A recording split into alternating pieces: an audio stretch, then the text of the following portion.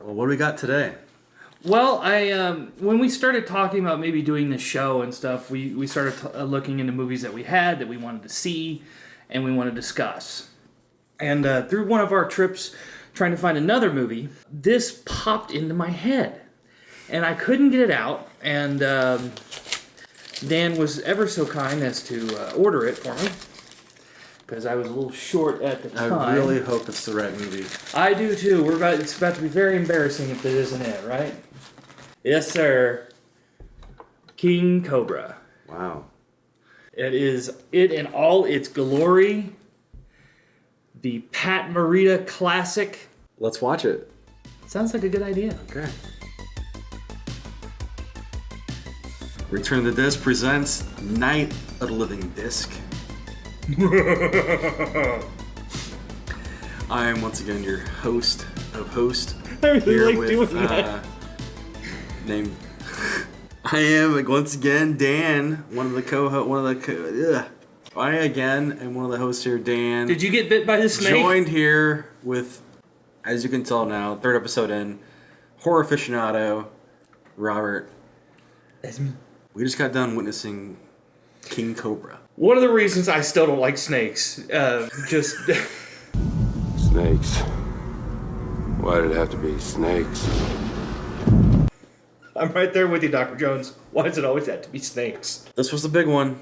Big 30 It was a feet, big-ass snake, yeah. 30 feet of pure terror, as the That's the DVD says. Like 11-year-old me jumped at the jump scares, and 36-year-old me jumped at the same exact jump scares. Basically, there's this lab experiment in the opening, and I think the experiment was trying to find ways to decrease basically bad feelings, anger and all that bad attitude and stuff.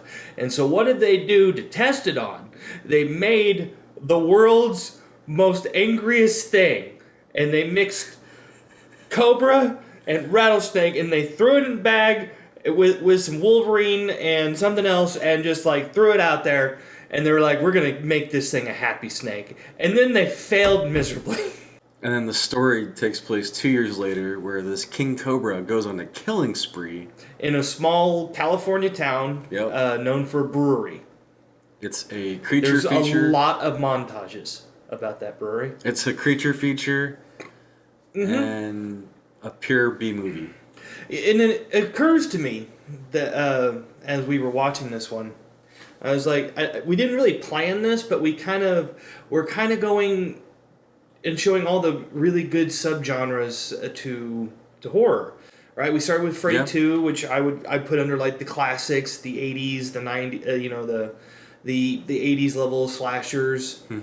And then we went to Urban Legends, which is kind of meta 2000s, and now we hit a creature feature. Yep. Right along the lines of Jaws and Cujo and stuff like that. The Hildebrand brothers directed this. I don't know anything about them, but Neither one do of I. them is the main character in this, and he looks so familiar. Like he does. We went down his IMDb page and stuff, and like there wasn't anything else for him. No. Really major, but he looks familiar. Like I feel like he's been a character actor in some other stuff, and maybe it's just under a different name. I just thought it was interesting that he put himself into the that. film. The King Cobra came out straight to VHS and DVD, and since is out of print. April 29th, 1999, my 11th birthday. Your 11th birthday. Yeah, PG-13, so it makes sense that your parents might have let you rent this one. You didn't know you'd get so scared, though, with the design of the Cobra. God, it's so menacing, and it's so good. Like, even watching it 25 years later, like, it's so good. Like, it looks like it should kill you. Totally, the practical effects still hold up, for sure. Speaking on some of the effects, we got our first segment that we'd like to do. We're going to call it, How'd They Do That, Dan? I am a filmmaker, so I am going to try to explain how a certain scene or shot or method was used in the film that Robert has decided to feature. And I want to go with, how did they make that camera move so snake-like? There was shots where it's down on the ground, it's kind of moving and doing that slithering thing, and then obviously when it pulls up, like he's pulling up to, do the big bite thing, like you can tell that there's probably the a Cobra rig or something. raises, Yeah, but it really did look like a snake moving through the grass and stuff, and I just kind of wonder how you would accomplish that. Probably either a steady cam, and you just mount it low on the person, and kind of walk as a slither, or it's a particular dolly, or it could be a crane. Ooh. Could have a little crane shot hovering over the ground a little bit. Okay. I'm not sure what the budget is of this movie. Chiodo brothers, who did the Killer Clowns from Outer Space practical effects, they're Oh, the Kyotos. Kyotos, yeah. Yeah. I think they're related to the Mike Kyoto that's a wrestling ref. Yeah, the Kyoto brothers did the effects for think. this. So, I mean, that right there seems that it would cost some money. Pat Morita gets top billing, but he's in it like half the movie. Yeah, but he is probably the most important character, and he steals every scene that he's in. He does. So He does. I would Money say that, well spent. Yeah, I would say it definitely earned top spot. Going back to like early development, I read that King Cobra was being developed before Anaconda, but Anaconda came out before King Cobra. I don't know if King Cobra would have been as big a hit as Anaconda, but so yeah, that's kind of how I think they did it. Probably crane, dolly, or Steadicam. The simplified version is we tell you like characters in this movie and actors in this movie where they go on to, right? Or where they come from. So in this case, top billing Pat Morita, obviously well known for the Karate Kid franchise, other movies here and there, but we all know Mr. Miyagi. So another example in this movie, Courtney Gaines from the Children of the Corn series, the original Malachi, the redheaded tall kid. He plays Dr. Joseph McConnell in this and is one of the reasons for us having the Super Snake. So thank you for that, you bastard. My big one that was surprisingly interesting and did not see it coming, Pedro from the Playing Dynamite, Efren Ramirez. Yep. There's this like stripping hide and seek sequence where it just fits for the movie because there's so many random parts to this. Okay, I'm just gonna say it. When he started stripping and pounding his chest, it's just like vote for Pedro. Yeah, so it's like a 5-minute sequence, and it goes on, and it's they get killed, but it's Pedro's in this. It must have been one of his early movies. I mean, Napoleon Dynamite came out in like 2000 or 2001. Yeah, like 2003. So I mean, yeah, this would have been right before it. Yeah. There was a very small blink and you miss it cameo from Eric Estrada of Chip's fame. Later past this, he'd go on to do like a lot of those like MTV celebrity things. So he got really big for doing those and had a bit of a career resurgence. But Chips was his claim to fame at that point. And there was also like a slight Mortal Kombat reference. I saw some posters in a Oh yeah. You were talking about that. It must be Blink and You Miss It, but this would obviously been about the same time, so I can see a nice little tie-in there. And of course the Chiodo brothers for Killer Clowns from Outer Space, and all the other practical effect works that they've done. And Scott Hildebrand is the director. And he didn't really go on to do anything, but I just thought it was interesting that he's like I said, the star of the movie. I have to believe that maybe he went under you to start using a different name because that face is so familiar. It is. Like I've got to get more into this. Maybe by next episode we can look into this a little deeper. But Stitch.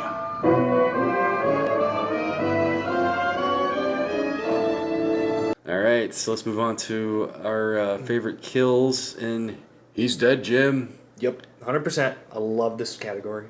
I'm gonna go with Gary Bristow. He was Billy. He was basically the head hunter. There's a group of 4 of them, and he's kind of like the guy in charge. There's the scene where he goes out is this great like bite from the tree and just like catches him right by the face, and he's down on the ground. You can see the fear, and this snake pops him once or twice more. And I just think it's this is before Snakes on a Plane, where you could find every angle to bite a snake could bite you from. So I think this is really pretty good. You're talking about the sequence where the snake is upside down? Yeah. I picked that whole sequence where the snake picks most of them off. Oh yeah. I kind of picked that. We had multiple just kills the 400 in the versus forest. snake, Yeah. yeah. That whole sequence was my pick too. I would give an honorable mention to Scott Hildebrand's dad, the elder Dr. Kagan, because it has that shot of the snake that he sees in the reflection of the TV right before it pops him. Mm-hmm. So, like, I really loved that shot. Just The shadow? No, like, you could actually see the full reflection of the snake, because he, like, goes to turn on the TV and he could see it behind him. I keep making that motion.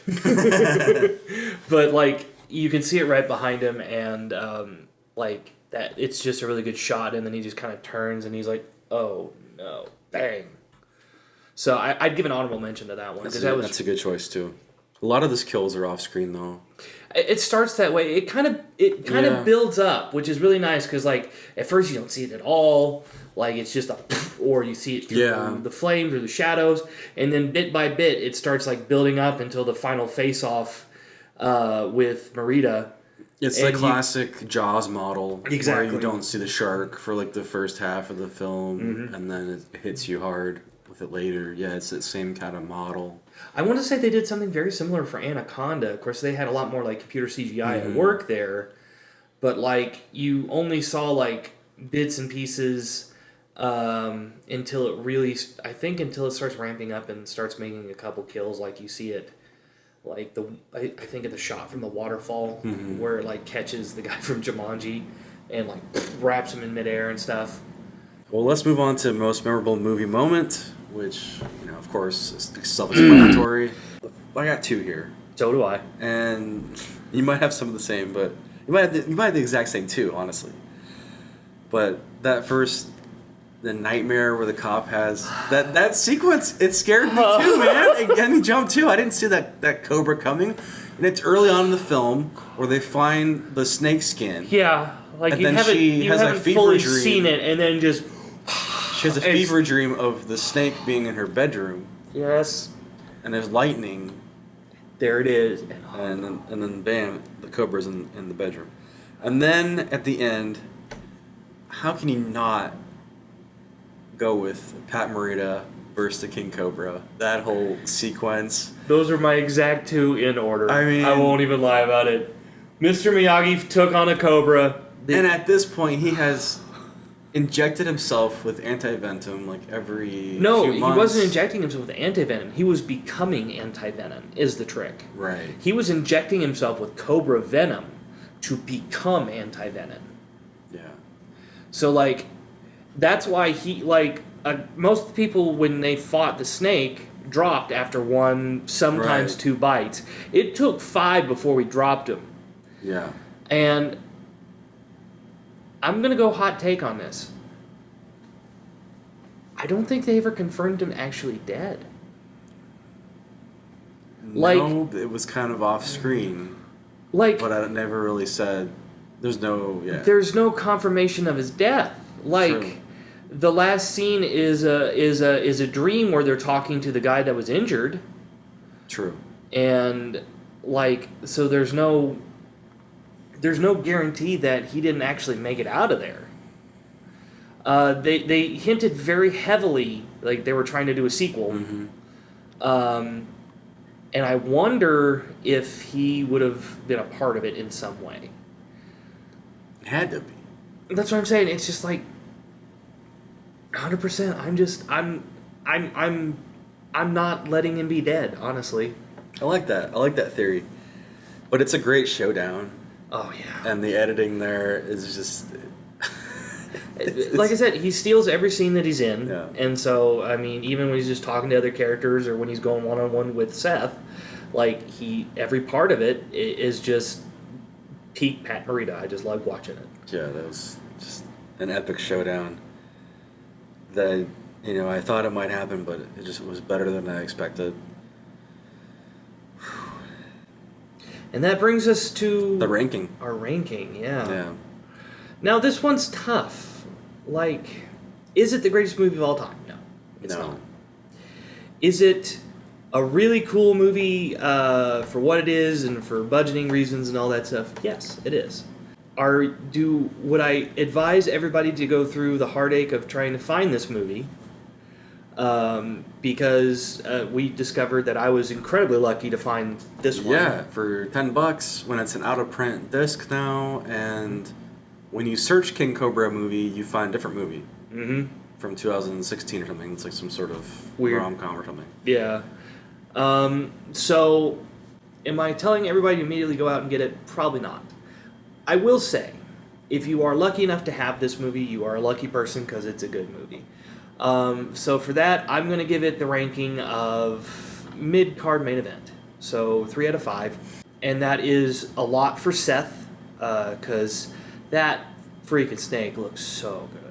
Even now, it looks genuinely menacing, and like just the scenes where he's used and you see bits and you see him, like it's very well done. So hats off to the Kyoto brothers for just some amazing work. The other acting, not great. No, there's some cringe moments for sure. The drop kicking of the snake comes to mind. Do I say watch it if you get the opportunity? Absolutely. Do I say spend your time and effort to go and search this thing out and pay probably more than $10 like we did? Probably not. Solid 3 out of 10. Solid mid-card match. I'm with you on that. I really think this is a worthwhile watch, though, and well worth the $10. Mm-hmm. I think this is a movie that you can show your friends, have a good time with the group, like we did. There's some random montages that don't make sense that are in this.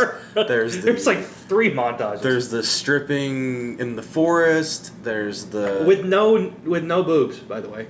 There's a there's a flash of boobs. It's PG-13. So it's half a boob. Yeah, so there's some random like mayoral stuff going on, and then there's like this montage with the brewery.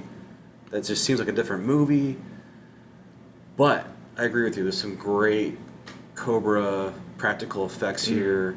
And Pat Morita is worth it alone for his performance. Kind of evens out. I'm with you. It's a mid-card for me as well. But it's one that I would rewatch. And there's definitely worse movies that I own and have seen. Long legs! But, yes, King Cobra. It was actually a delight. I actually had a good time with it. So I'm glad that you recommended this one, because I know it was kind of a late addition to our series. And I'm glad you thought of it. I don't know why because we're going nostalgia. I was going to say, we were going through like vintage stock, I think. Yeah. And it's just like, it hit me. Like, I got the scene where you see Seth and he's fully like standing up about to face off with Morita. And I'm just like, we need to do that movie. And it fits right in. It's it's a creature feature. Yeah, like film. I said, it adds another genre to another little feather to our cap. Do you want to tease what we're doing next? Do we? Well, it would kind of go with the genre since we're kind of doing a psychological thriller. Tease it up. The next movie we're going to cover is Mindhunters. Oh, another one that was direct to DVD. This is a B-level movie. I don't think it ever hit theaters. I got this one from like Family Video before it closed. Like that's what kind of level we're dealing with. Can't wait. But it is star-studded, if you can believe it. Yeah, you told me some of the cast members. I'm excited to watch this one. So yeah, I can't wait. It's going to be a great movie tree. We'll put it that way. Well, if you guys have seen King Cobra, let us know in the comments your thoughts. And thanks for watching. This has been a great episode 3. Subscribe, like, do all the fun stuff like that. Questions are great. We love them. Suggestions are great. We love those too. And join us for our next Night of the Living Disc. Peace. Peace.